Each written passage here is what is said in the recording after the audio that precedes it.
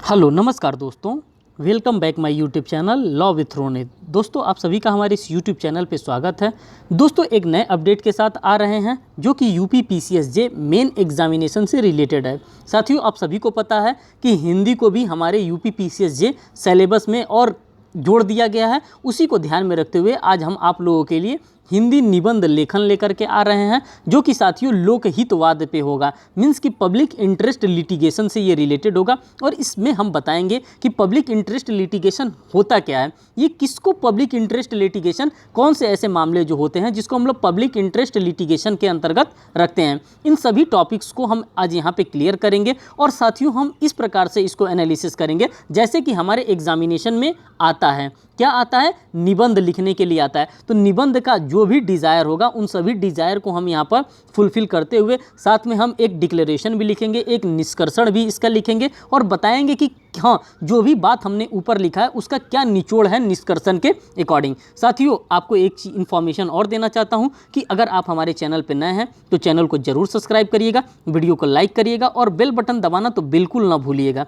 और साथियों आपसे एक और रिक्वेस्ट है कि अगर आपको ये सेशन अच्छा लग रहा है तो आप इसको पूरा वॉच करिएगा और आप हमें अपना वैल्यूएबल कमेंट जरूर दीजिएगा जिससे हमें पता चले कि हाँ आपको ये किस प्रकार से हेल्पफुल हो रहा है ये सेशन। साथियों देखिए बिना देर किए अब इसको स्टार्ट करते हैं। ये जो है मैं यूपीएससी के ही फॉर्मेट पे कोई भी आंसर फ्रेमिंग कराता हूँ पीसीएसजे मेन एग्जामिनेशन के लिए, तो ये यूपीएससी के ही फॉर्मेट पे कराता हूँ क्योंकि यही फॉर्मेट आपके एग्जामिनेशन में मिलेगा और इसी फॉर्मेट पे आपको अपने आंसर को फ्रेम करना होता है। आज जो मैंने टॉपिक लिया है साथियों ये लोकहितवाद का लिया है, मीन्स कि पब्लिक इंटरेस्ट लिटिगेशन का लिया है जो कि हमारे direct supreme court of India के साथ जुड़ा है और हमारे स्टेट के हाई कोर्ट्स के साथ जुड़ा हुआ है। तो ये मामला ऐसा मामला है जो कि हम कॉन्स्टिट्यूशन ऑफ इंडिया में भी अगर आंसर फ्रेमिंग करने के लिए आता है तो हम वहाँ पे भी उसको लिख सकते हैं और साथ ही साथ अगर हमारे पास एस्से के अंतर्गत आता है तो एस्से के अंतर्गत भी इस टॉपिक को हम लिख सकते हैं। तो इसीलिए यहाँ पे ये दोनों जगह पे हमारा लोकहितवाद काम करेगा। अब देखिए आप अपने मेंस के जो एस्से का फ्रेमिंग होता है उसकी शुरुआत आप कहाँ से करेंगे। सबसे तो पहले होता है कि शुरुआत में हम क्या करें, कौन सी ऐसी बात को लिखें जिससे कि हमारा आंसर की शुरुआत हो। तो शुरुआत आप इस तरह से लिखेंगे। पहले तो आप ऐसे एक हेडिंग बनाएंगे और कोशिश करिएगा साथियों कि सिर्फ और सिर्फ सिंगल पेन का यूज़ करिएगा और सिंगल पेन में भी बॉल पेन का ही इस्तेमाल करिएगा। प्लीज़ आप लोग जेल पेन का इस्तेमाल न करिएगा आंसर फ्रेमिंग करते वक्त। ये रूल होता है जो कि मैं आपको बता रहा हूँ। भारतीय संविधान के अनुच्छेद 32 में संवैधानिक उपचारों के अधिकार का उपबंध किया गया है। कहाँ पे किया गया है साथियों? तो कॉन्स्टिट्यूशन ऑफ इंडिया के आर्टिकल नंबर 32 के अकॉर्डिंग हमको कॉन्स्टिट्यूशनल रेमेडीज़ के बारे में हमको क्या किया गया है, बताया गया है और उसी रेमेडीज़ के बारे में हम यहाँ पे एनालिसिस कर रहे हैं। इस अनुच्छेद का प्रयोग केवल व्यक्तियों के मूल अधिकारों को प्रवर्तित करने के लिए किया जाता है। किस चीज़ के लिए किया जाता है? अगर किसी के भी द्वारा हमारे फंडामेंटल राइट को कहीं ना कहीं अगर वायलेट किया जा रहा है, कहीं ना कहीं किसी के भी थ्रू कर्टेल किया जा रहा है तो हम क्या कर सकते हैं, हम अपने फंडामेंटल राइट का इस्तेमाल करते हैं और अकॉर्डिंग टू आर्टिकल नंबर 226 हम अपने स्टेट के हाई कोर्ट में भी रिट फाइल कर सकते हैं। कब? जब कोई भी हमारा फंडामेंटल राइट का वायलेशन कर रहा है और अकॉर्डिंग टू आर्टिकल नंबर 32 हम सुप्रीम कोर्ट ऑफ इंडिया में भी जा करके रिट फाइल कर सकते हैं। क्योंकि कब कर सकते हैं? जब कोई हमारा फंडामेंटल राइट का किसी भी प्रकार से कोई वायलेशन करेगा, कोई कर्टेल करेगा, तब सामान्यतः उच्चतम न्यायालय के समक्ष संवेदना करने का अधिकार केवल उसी व्यक्ति को होता है जिसके मूल अधिकारों का अतिक्रमण हुआ है। अगर फंडामेंटल राइट्स की बात करते हैं तो फंडामेंटल राइट अगर किसी भी व्यक्ति का वायलेट होता है तो सिर्फ और सिर्फ वही व्यक्ति जा करके कोर्ट में क्या कर सकता है, अर्जी लगा सकता है, रिट दायर करा सकता है। लेकिन जब हम पीआईएल की बात करते हैं, पब्लिक इंटरेस्ट लिटिगेशन की बात करते हैं, तो यहाँ पे जो पी का मतलब होता है, पी स्टैंड फॉर पब्लिक और यहाँ पे किसके लिए होता है? पब्लिक के लिए होता है, लोकहित के लिए होता है। यहाँ पे सिर्फ और सिर्फ सिंगल सिटीजन के लिए नहीं होता है, सिंगल पीपुल के लिए नहीं होता है। यहाँ पे किसके लिए होता है? तो यहाँ पे समाज के दृष्टिकोण को देखते हुए यहाँ पे क्या किया जाता है, उसके हित को देखते हुए यहाँ पर एक हम लोग पीआईएल फाइल कर सकते हैं कोर्ट में जा करके। लेकिन उच्चतम न्यायालय ने उपर्युक्त सामान्य नियम में परिवर्तित करते हुए इस अधिकार को और भी व्यापक बना दिया गया है। किस अधिकार को और भी व्यापक बना दिया गया है साथियों? जो पीआईएल का मैटर होता है, पीआईएल के मैटर को और भी व्यापक बना दिया गया है। हमारे पास फंडामेंटल राइट तो है ही है जो कि हमारे कॉन्स्टिट्यूशन ऑफ इंडिया में पार्ट 3 में हमको प्रोवाइड किया गया है और आर्टिकल नंबर 12 से लेकर के आर्टिकल नंबर 35 के अंतर्गत हमको पूरा फंडामेंटल राइट प्रोवाइड किया गया है। लेकिन साथ में यहाँ पे यह भी कह रहा है कि फंडामेंटल राइट अगर किसी भी विशेष व्यक्ति का अगर कर्टेल होता है तो उस व्यक्ति को स्वयं न्यायालय में जाना पड़ता है, स्वयं अपने रिट को इशू कराना पड़ता है। लेकिन जहाँ पर लोक की बात आती है, अगर 10-20 हज़ार लोग वहाँ पे अफेक्ट हो रहे हैं, अगर लाखों लोग अफेक्ट हो रहे हैं, तो लाखों लोग के द्वारा अलग अलग कोर्ट में जाने से अच्छा है कि क्या किया जा सकता है, उनके लिए एक PIL फाइल किया जा सकता है, पब्लिक इंटरेस्ट लिटिगेशन फाइल किया जा सकता है, जो कि किसके पक्ष में होगा, जो कि पब्लिक के पक्ष में होगा। और उसी की बात ये PIL हमारा कर रहा है। साथियों, ये जो भी मैं बातें बता रहा हूँ ये इसलिए मैं आपको बता रहा हूँ क्योंकि कहीं ना कहीं आपके दिमाग में मेरी कही हुई बातें अगर घूमेंगी तो आप आंसर फ्रेमिंग में अच्छा करके आएंगे।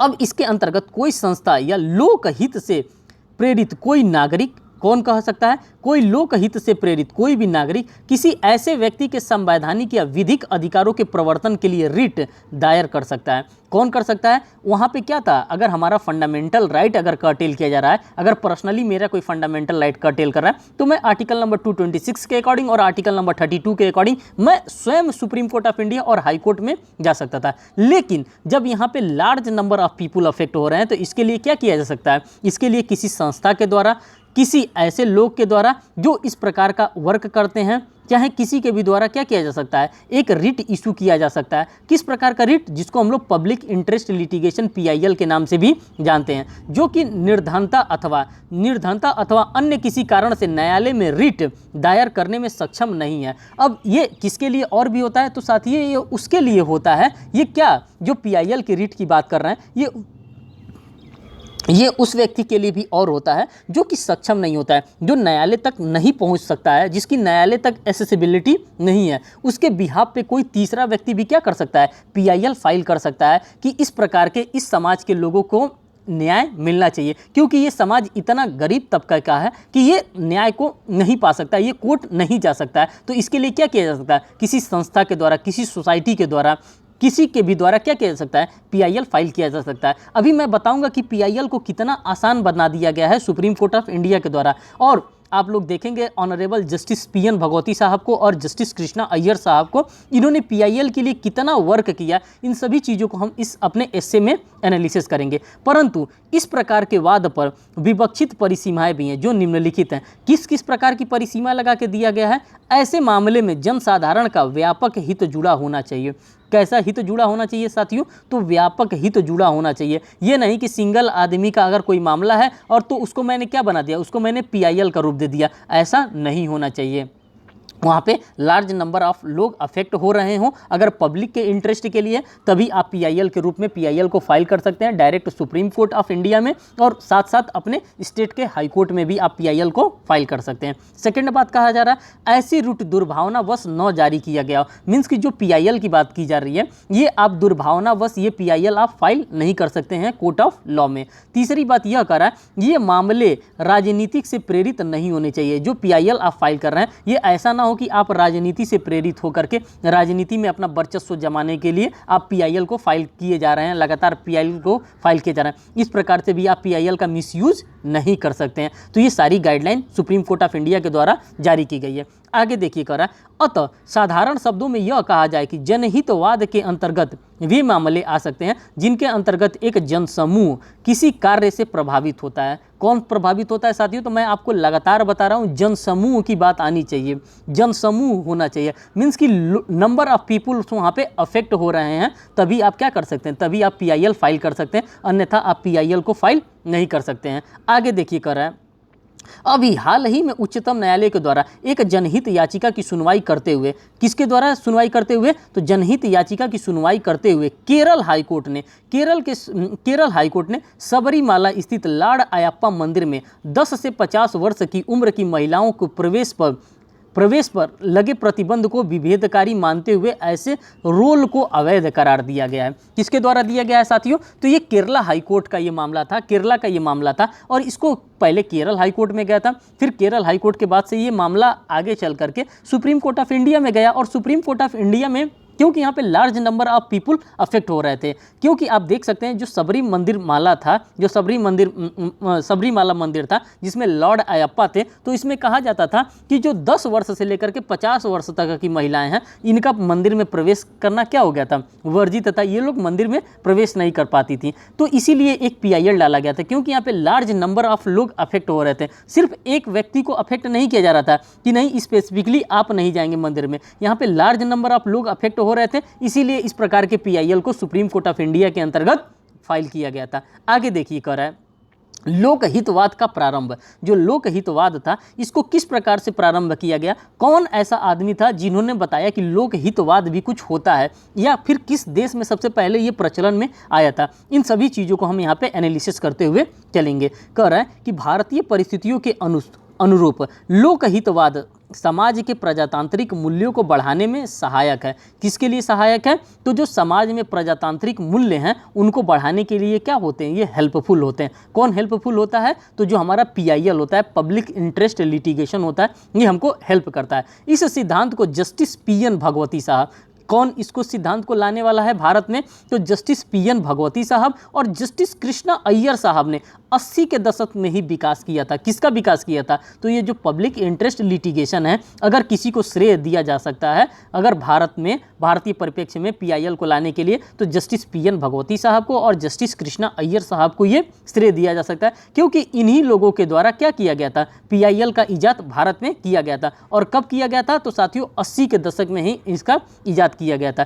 इसके एक नई धारणा विकसित हुई जिसके अंतर्गत कोई भी नागरिक पोस्ट के माध्यम से भी उच्चतम न्यायालय के समक्ष निवेदन कर सकता है। और इसमें यह भी बताया था कि अगर किसी की भी एसेसिबिलिटी नहीं हो पा रही है, चाहे वो सुप्रीम कोर्ट हो चाहे वो हाई कोर्ट हो, अगर एसेसिबिलिटी नहीं हो पा रही है तो वो क्या कर सकता है, एक पोस्ट के भी माध्यम से क्या कर सकता है, वो अपना PIL का लेटर हमको भेज सकता है और मैं उसको क्या मानूंगा, एज अ सूट मैं उसको टेकन करूंगा और उसके बाद से उस पर मैं हियरिंग करूंगा। ये किसका स्टैंड था, ये सुप्रीम कोर्ट ऑफ इंडिया का स्टैंड था। और इससे रिलेटेड एक मामला भी आया है, अभी उस मामले को भी हम डील करेंगे, जो उस न्यायालय याचिका के रूप में स्वीकार कर लेता था। अगर आप पोस्ट के भी माध्यम से कोई भी लेटर भेज देते हैं सुप्रीम कोर्ट ऑफ इंडिया में या हाई कोर्ट में भेज देते हैं, तो उसको क्या माना जाएगा, उसको PIL के रूप में मान लिया जाएगा और मान लिया जाएगा कि आपने क्या किया है, एक याचिका दिया है। सर्वप्रथम ऐसा मामला जब सुप्रीम कोर्ट ऑफ इंडिया ने गाइडलाइन दे दिया तो इस प्रकार का एक मामला आ भी गया, जिसको कि हम लोग हुसैनारा खातून बनाम बिहार राज्य के नाम से भी जानते हैं। और ये मामला इतना लीडिंग केस है जिसको कि आप सभी लोगों के द्वारा कहीं ना कहीं प्रिलिमिनरी एग्जामिनेशन में इस केस को पढ़ा हुआ होगा, और उसी केस के बारे में हम यहाँ पे बात कर रहे हैं। हुसैनारा खातून बनाम बिहार राज्य के मामले में आया, जिसमें याचिका समाचार पत्र के रिपोर्ट के आधार पर प्रस्तुत की गई थी। किसके रिपोर्ट पे की गई थी, तो साथियों समाचार पत्र के आधार पर इस प्रकार के रिपोर्ट को क्या किया गया था, संज्ञान में लिया गया था, स्यू मोटो लिया गया था सुप्रीम कोर्ट ऑफ इंडिया के द्वारा। लोकहितवाद हेतु आवेदन कौन कर सकता है, यहाँ पे एक क्वेश्चन रेज हो रहा है। जैसे कि मान लीजिए कि आप नॉर्मल आदमी हैं तो आप हमसे पूछ सकते हैं, ये बताइए कि जो लोकहितवाद है इसके लिए कौन आवेदन कर सकता है, कौन ऐसा व्यक्ति है जो कि लोकहितवाद के लिए आवेदन कर सकता है। तो सामान्य नियम की अगर हम बात करते हैं साथियों, जनरल रूल की हम बात करते हैं, तो सामान्य नियम यह है कि अनुच्छेद 32 के अंतर्गत और अनुच्छेद 226 के अंतर्गत आवेदन करने का अधिकार नागरिकों को प्रदान किया गया। किसको प्रदान किया गया है, नागरिकों को, ये व्यक्तियों को ये अधिकार प्रदान किया गया है। आगे देखिए, जिसका मूल अधिकारों का उल्लंघन होता है, कौन कर सकता है, या तो किसी भी व्यक्ति का मूल अधिकारों का अगर उल्लंघन हो रहा है तो वो डायरेक्ट सुप्रीम कोर्ट जा सकता है, डायरेक्ट हाई कोर्ट जा सकता है। मैं बार बार आर्टिकल आपके लिए इसलिए कोट कर रहा हूँ क्योंकि आपके दिमाग में आर्टिकल होना चाहिए जब आप कॉन्स्टिट्यूशन ऑफ इंडिया के प्रोविजंस को लिख रहे हैं, क्योंकि आर्टिकल लिखेंगे तभी एग्जामिनर को लगेगा कि नहीं आपको पूरा नॉलेज है इस सब्जेक्ट के बारे में। इसीलिए मैं बार बार कॉन्स्टिट्यूशन ऑफ इंडिया का आर्टिकल नंबर 32 कह रहा हूँ, क्योंकि कॉन्स्टिट्यूशनल रेमेडीज़ के बारे में बात किया जा रहा है। और इसी तरह से कॉन्स्टिट्यूशन ऑफ इंडिया का आर्टिकल नंबर 226 की बात कर रहा हूँ, जो कि ये भी कॉन्स्टिट्यूशनल रेमेडीज हमको प्रोवाइड करता है। ये रिस्पेक्ट में किसके, ये हाई कोर्ट के रिस्पेक्ट में प्रोवाइड करता है, और article number 32 supreme court of India के रिस्पेक्ट में ये हमको रेमेडी प्रोवाइड करता है। परंतु लोकहित के मामले के अंतर्गत कोई संस्था या लोकहित से प्रेरित कोई व्यक्ति भी आवेदन कर सकता है, कोई भी संस्था भी कर सकती है, आप देख सकते हैं, और कोई भी व्यक्ति भी आवेदन कर सकता है। किस चीज़ के लिए, PIL के लिए। अगर लग रहा है कि वहाँ पे पब्लिक इंटरेस्ट लिटिगेशन की आवश्यकता है तो इन दोनों लोगों के द्वारा क्या किया जा सकता है, कोई भी PIL फाइल किया जा सकता है कोर्ट ऑफ लॉ में। आगे देखिए, कह रहा है अतः संक्षिप्त में यह कहा जा सकता है कि लोकहित के मामले में यह आवश्यक नहीं है कि किसके अधिकारों या हितों का अतिक्रमण हो, वो अपने आवेदन प्रस्तुत करें। वो आवेदन ये नहीं है कि सिंगल व्यक्ति जाएगा कि हाँ हमारा क्या हो रहा है, हमारे राइट्स को कर्टेल किया जा रहा है, हमारे राइट को कर्टेल किया जा रहा है। इस तरह से सिंगल व्यक्ति को वहाँ पे नहीं देखा जाता है। यहाँ पे एक जनहित को देखा जाता है और जनहित के ही देखते हुए सुप्रीम कोर्ट ऑफ इंडिया यहाँ पे क्या देती है, एक ऑर्डर पास करती है।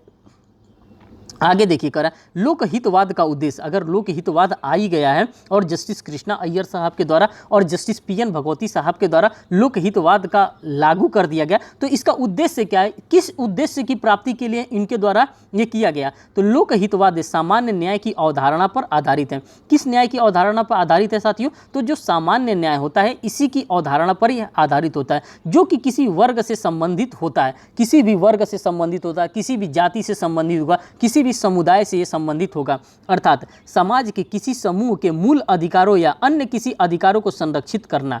अगर इस प्रकार का कोई भी राइट हमको संरक्षित करना है जो कि निर्धनता या अन्य किसी सामाजिक या आर्थिक कठिनाइयों के कारण अपने अधिकारों को संरक्षण करने के लिए न्यायालय द्वारा मीन्स कि अपने अधिकारों को वो संरक्षित नहीं कर पा रहे हैं, तो यहाँ पे एक सुप्रीम कोर्ट ऑफ इंडिया के द्वारा एक केस भी आया था जिसको हम लोग PUCR के नाम से जानते हैं, बनाम भारत संघ 1900 का मामला भी यहाँ पे क्या माना जा रहा है, एक रेलिवेंट मामला माना जा रहा है, क्योंकि इस मामले में भी क्या किया गया था, large number of people affect हो रहे थे और उसी लार्ज नंबर ऑफ पीपुल को अफेक्ट को बचाने के लिए किसी संस्था के द्वारा एक PIL फाइल किया गया था।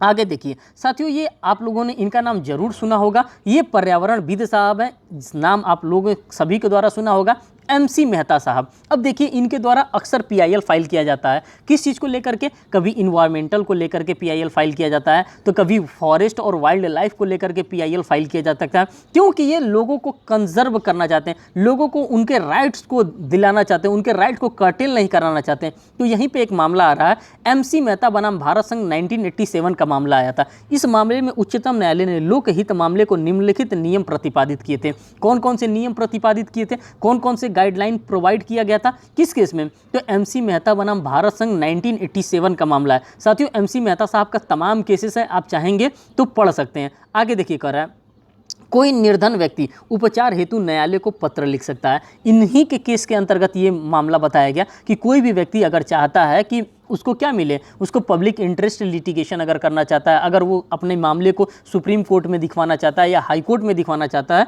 अगर वो आने में सक्षम नहीं है तो वो क्या कर सकता है, सिर्फ और सिर्फ एक पत्राचार के माध्यम से एक लेटर लिख करके भी अपने सूट को क्या कर सकता है, इंस्टीट्यूट करवा सकता है। आगे देखिए कह रहा है, पत्र न्यायालय के नाम से लिखा जाना चाहिए, न्यायाधीश के नाम से नहीं होना चाहिए। जो भी आप PIL फाइल करेंगे वो कोर्ट के नाम से आप करेंगे, मीन्स कि सुप्रीम कोर्ट ऑफ इंडिया के नाम से करेंगे, किसी एक रिस्पेक्टेड जज के नाम से आप नहीं करेंगे कि नहीं हम इसी जज के नाम से हम PIL फाइल करवाना चाहते हैं। जज के नाम से नहीं होता है साथियों, कोर्ट के नाम से PIL को फाइल किया जाता है। आगे देखिए, लोकहितवाद में न्यायालय अन्य निर्देश आदि रिट भी जारी कर सकता है, और भी रिट क्या कर सकता है, न्यायालय जारी कर सकता है। तो आप लोगों ने यहाँ पे ऑब्जर्व किया कि क्या क्या होता है public interest litigation. Public interest litigation के अंतर्गत क्या क्या चीज़ें शामिल होती हैं, किस किस चीज़ को हम देखते हैं कि हाँ जानते हैं कि हाँ इसको पब्लिक इंटरेस्ट लिटिगेशन माना जाता है। पब्लिक इंटरेस्ट लिटिगेशन के अंतर्गत कौन कौन से साथियों लोग ऐसे होते हैं जो जुड़े होते हैं, जो केस को फाइल कर सकते हैं। अब यहाँ पे हम निष्कर्षण को देखेंगे। जब हम इसके डिक्लेरेशन को, इसके निष्कर्षण को देखते हैं तो हमको बातें और भी चीज़ें समझ में आती हैं, और जो हम आंसर फ्रेमिंग कर रहे हैं, जो हम एस्से फ्रेमिंग कर रहे हैं, हम इसके माध्यम से हम एग्जामिनर को बता भी देना चाहते हैं कि जो सारी चीज़ें ऊपर मैंने लिखा है उसका मैंने कंक्लूजन यहाँ पर दे दिया है, और जो एग्जामिनर होता है हमारा निष्कर्षण जरूर देखता है, और उसी निष्कर्षण को हम यहाँ पे अब एलिब्रेट कर रहे हैं। अतः उपर्युक्त तथ्यों एवं वाद विनिश्चयों के आधार पर यह स्पष्ट है कि जनहितवाद में न्यायालय की मंशा समाज में न्यायिक प्राप्ति को सहज बनाना है। किसको सहज बनाना है, तो जो न्याय प्राप्ति होती है, जो न्याय सभी के पास पहुँचे, जो कि हम फ्री लीगल एड की भी बात करते हैं, उसी के तर्ज पर ये क्या कौन काम करता है, तो जो हमारा PIL होता है उसी के तर्ज पे काम करता है। साथियों हम फ्री लीगल एड की बात करते हैं। फ्री लीगल एड क्या होता है, कॉन्स्टिट्यूशन ऑफ इंडिया के अंतर्गत उसको भी डिफाइन किया गया है। अगर हम स्पेसिफिक उसके आर्टिकल की बात करते हैं तो आर्टिकल 39A के अंतर्गत, जो कि हमारा एक DPSP है, directive principle of state policy है, और directive principle of state policy के अंतर्गत ही हमको फ्री लीगल एड के बारे में भी बताया गया कि कोई भी निर्धन व्यक्ति है वो क्या कर सकता है, वो न्याय से विरत नहीं रह सकता, उसको फ्री में मुफ्त कानूनी सहायता प्रदान किया जाएगा। किसके द्वारा किया जाएगा? तो साथियों नेशनल लीगल सर्विस अथॉरिटी के द्वारा किया जाएगा। अगर नेशनल लेवल की बात करते हैं, स्टेट लेवल की बात करते हैं, तो सालसा के द्वारा स्टेट लीगल सर्विस अथॉरिटी के द्वारा उसको प्रोवाइड किया जाएगा। और अगर डिस्ट्रिक्ट की बात करते हैं तो डिस्ट्रिक्ट लीगल सर्विस अथॉरिटी के द्वारा उसको क्या किया जाएगा, उसको न्याय दिया जाएगा। तो ये सारे चैनल बनाए गए हैं, इसी सभी चैनल्स के माध्यम से क्या किया जा सकता है, आपको न्याय से वंचित नहीं किया जा सकता है, क्योंकि आप समाज में हैं, देश में आप जी रहे हैं, अगर भारत के आप नागरिक हैं तो आपको किसी भी प्रकार से आपके राइट्स से कर्टेल नहीं किया जाएगा। अब पैसा रुपया भले ही आपके पास नहीं है, आप क्या कर सकते हैं, आप निर्धन होने के बाद भी अपने सूट को इंस्टीट्यूट करवा सकते हैं, जो कि हम सीपीसी के अंतर्गत हम इन सभी चीज़ों को देखते हैं। आगे देखिए, कह रहा है एक प्रगतिशील समाज के लिए परिवर्तनशील विधि सर्वथा हितकर सिद्ध होती है। एक जो विधि होती है सर्वथा सभी के लिए हितकर सिद्ध होती है, क्योंकि वह समाज की आवश्यकताओं के अनुसार बनाई जाती हैं। ये एक पीपुल्स के इंटरेस्ट के लिए नहीं बनाई जाती। जो भी कानून हमारे पार्लियामेंट के द्वारा बनाया जाता है, ये एक लोगों के इंटरेस्ट को ध्यान में रखते हुए नहीं बनाया जाता, ये होल टोटल सोसाइटी को देखते हुए कानून को बनाया जाता है कि किसी भी व्यक्ति को ये क्या करे, ये अफेक्ट ना करे, ज़्यादा से ज़्यादा लोगों को ये क्या कर सकता है, सेव करे। इसीलिए इस प्रकार के कानून को बनाने की आवश्यकता होती है। देखिए, यद्यपि विधि निर्माण विधायिका का कार्य है, ये किसका कार्य है, विधि निर्माण का कार्य विधायिका का कार्य है, परंतु न्यायालय लोकहित से प्रेरित होकर ऐसे अधिकार का विस्तार भी कर सकता है। तो आप लोगों ने देखा कि किस प्रकार से मैंने पीआईएल पे भी आप लोगों के लिए एक एस्से फ्रेम किया, साथ साथ में जो भी इससे रिलेटेड प्रोविज़न थे उन सभी प्रोविज़न्स को मैंने अच्छे से डिटेल में एनालिसिस करने के लिए मैंने यहाँ पे आपके सामने बैठा था। साथ साथ मैंने आपको फ्री लीगल एड के बारे में भी बताया, साथ साथ मैंने ये भी आपको बता दिया कि किसके द्वारा पीआईएल का जनक किसको माना जाता है। अगर जनक के रूप में आप लिखना चाहेंगे तो जस्टिस पीएन भगवती साहब और जस्टिस कृष्णा अय्यर साहब को लिखेंगे। आपने ये भी बता दिया कि सिर्फ और सिर्फ एक पत्राचार के माध्यम से, एक लेटर के माध्यम से आप क्या कर सकते हैं, आप पीआईएल फाइल कर सकते हैं। पीआईएल किसी भी व्यक्ति के द्वारा भी फाइल किया जा सकता है, किसी संस्था के द्वारा भी पीआईएल फाइल किया जा सकता है। किसको ध्यान में रखते हुए पीआईएल फाइल किया जाएगा, तो सोसाइटी, जो सोसाइटी एट लार्ज होती है, इसी सोसाइटी एट लार्ज को देखते हुए क्या किया जा सकता है, एक पीआईएल को फाइल किया जा सकता है। क्योंकि यहाँ पे सिर्फ एक आदमी को अफेक्ट करके नहीं किया जा सकता। अगर एक आदमी अफेक्टेड है तो वो अपना रिट इशू करा सकता है, लेकिन अगर लार्ज नंबर ऑफ लोग यहाँ पे अफेक्टेड हो रहे हैं तो वो क्या कर सकते हैं, यहाँ पे पीआईएल फाइल करा सकते हैं। तो साथियों, इन टोटलिटी मैंने निष्कर्षण के साथ सभी चीज़ों को आपको बताने का भरपूर प्रयास किया है। साथियों, आप प्लीज़ अपना वैल्यूएबल कमेंट्स हमको दीजिएगा कि आपको ये सेशन कैसा लगा, आपके एग्जामिनेशन के लिए क्या वाकई में ये सेशन रेलिवेंट साबित हो रहा है कि नहीं साबित हो रहा है। अगर कोई और भी टॉपिक है जिस पे आप एस्से चाहते हैं तो आप एस्से का टॉपिक भी हमें कमेंट सेक्शन में कमेंट जरूर करके बताइएगा। और साथियों, अगर आपको कोई भी क्वेरी होती है तो आप यहाँ पे हमारा दिया हुआ नंबर है, आप हमको कॉल भी कर सकते हैं। मेंस एग्जामिनेशन के रिगार्डिंग आप हमसे बात भी कर सकते हैं। साथियों, इसी वीडियो के साथ यहाँ पे इसको समाप्त करते हैं, फिर नेक्स्ट वीडियो में आपसे मिलते हैं। बहुत बहुत धन्यवाद साथियों, वीडियो को वॉच करने के लिए थैंक यू।